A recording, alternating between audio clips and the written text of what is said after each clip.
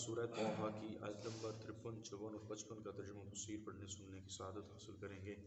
अऊज़ु बिल्लाहि मिनश शैतानिर रजीम, बिस्मिल्लाहिर रहमानिर रहीम। अल्लज़ी जअल लकुमुल अर्द महदन व सलका लकुम फ़ीहा सुबुलन व अंज़ल मिनस समाई माअ फ़अख़रजना बिही अज़वाजम मिन नबातिन शत्ता। तर्जुमा कंज़ुल इरफ़ान, वो जिसने तुम्हारे लिए ज़मीन को बिछौना बनाया और तुम्हारे लिए उसमें रास्ते आसान कर दिए और आसमान से पानी नाज़िल फरमाया तो हमने उससे मुख्तलिफ़ किस्म के नबातात के जोड़े निकाले। हज़रत मूसा अलैहिस्सलाम और फ़िरऔन की गुफ्तगू आपस में चल रही थी, तो यहाँ पर मज़ीद हज़रत मूसा अलैहिस्सलाम ने फरमाया कि मेरा रब वो है जिसने तुम्हारे लिए ज़मीन को बिछौना बनाया ताकि तुम्हारे लिए इस ज़मीन पर ज़िंदगी बसर करना मुमकिन हो, और तुम्हारे लिए इस ज़मीन में रास्ते निकाल दिए ताकि तुम एक जगह से दूसरी जगह आसानी से जा सको, और उसने आसमान से तुम्हारे लिए पानी नाज़िल फरमाया। हज़रत मूसा अलैहिस्सलाम का कलाम यहाँ पूरा हुआ। अब इस कलाम को मुकम्मल करते हुए अल्लाह ताला अहले मक्का को खिताब करते हुए फरमाता है कि ए अहले मक्का, हमने उस पानी से मुख्तलिफ़ किस्म के नबातात के जोड़े निकाले जिनके रंग, खुशबुएँ और शक्लें मुख्तलिफ हैं। इनमें से बाज़ आदमियों के लिए हैं और बाज़ जानवरों के लिए हैं। नबातात कहते हैं ज़मीन से फसलें वगैरह हो गई, दरख्त हो गए, इनके फल वगैरह हो गए, इसी तरह दीगर ज़मीनी चीज़ें। कुलू वरअू अनआमकुम इन्न फ़ी ज़ालिका लआयातिन लिउलिन नुहा, तो फरमाया तुम खाओ, अपने मवेशियों को चराओ, बेशक इसमें अक्ल वालों के लिए निशानियां हैं। इरशाद फरमाया ये जो नबातात हमने ज़मीन में से निकाले हैं ये बाज़ आदमियों के लिए हैं, बाज़ मवेशियों के लिए हैं।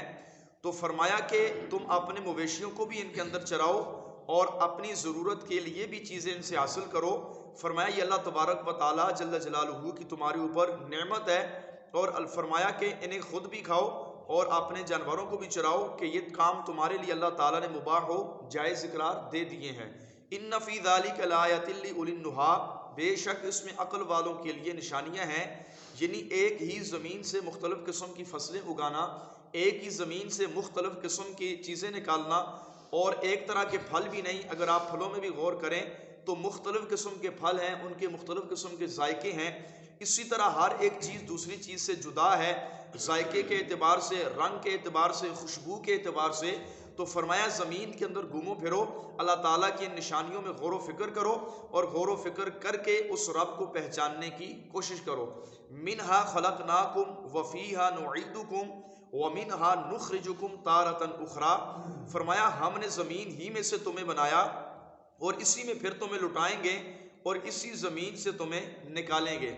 तो इरशाद फरमाया कि हमने इंसान को ज़मीन ही से बनाया, यानी मट्टी से बनाया, और फिर इंसान को दोबारा ज़मीन की तरफ लौटाएंगे कब्र में। और फरमाया तीसरी बार हम फिर इंसान को इसी ज़मीन से दोबारा ज़िंदा करके निकालेंगे।